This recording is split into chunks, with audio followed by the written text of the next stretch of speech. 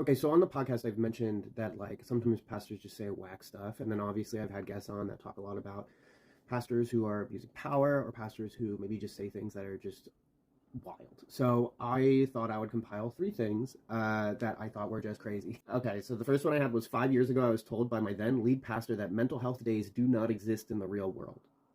4 years later, during a sabbatical, he secretly applied to be a pastor at a different church in a different state. He was then found out, and then he left his current church within the year because, as he described it, he wasn't, quote unquote, paraphrasing, fulfilling the mission, which he then left undefined. The church membership was obviously very upset. They felt betrayed. And sometimes I just think to myself, like, I wonder if, like, he ever, like, did any self-care or perhaps took a mental health day.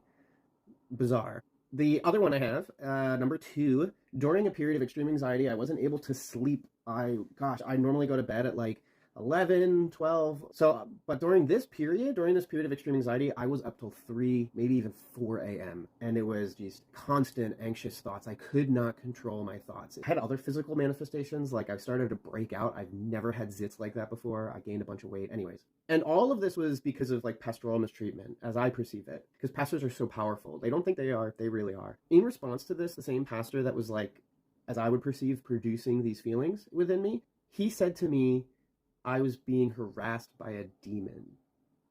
There was never any confirmation that this was the case, nor if it was true, was there a proposed solution. All right, this one's the craziest one. So I was routinely being let down by my pastor over the course of 2 years over a very serious issue that I was going through. I really needed help with. I was told I would get help. He very clearly shared he would give it to me. Anyways, that didn't happen. I was so enamored with anxiety that I started struggling with ideations and then also just the risk of, so like it was bad, really bad. This is right before I went to inpatient. So then after about a year or two after that, I met with the pastor. We were reconciling things. And then there was this moment that I still think is kind of effed up. He said to me, Mel, you said to me, your actions made me want to kill myself. And I was really hurt by that.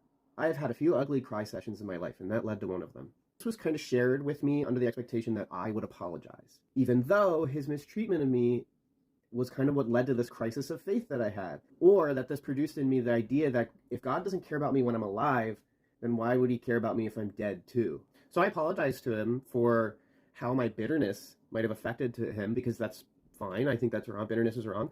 But I did not apologize to him for how his actions were making me feel. Hey, they're just men. They struggle with sin just like everybody else. But they have a responsibility that they have asked for and that the scriptures are holding them to at a standard that is very different than just the lay Christian.